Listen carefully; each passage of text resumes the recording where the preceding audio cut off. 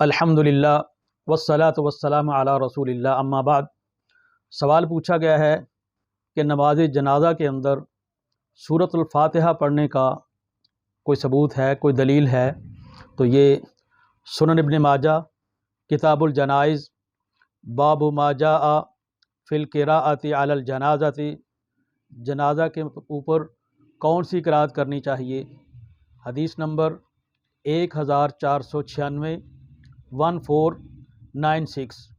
حدیث کے الفاظ ہیں: امرنا رسول اللہ صلی اللہ علیہ وسلم ان نقرأ علی الجنازۃ بفاتحۃ الکتاب، نبی علیہ الصلوۃ والسلام نے ہمیں حکم دیا کہ ہم جنازے پر سورۃ الفاتحہ پڑھا کریں، اور یہ حسن درجے کی روایت ہے۔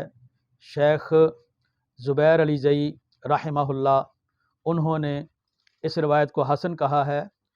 تو نماز جنازہ کے اندر سورۃ الفاتحہ پڑھنے کا اس حدیث کے اندر جواز موجود ہے، پڑھنی چاہیے، حدیث نمبر 1496۔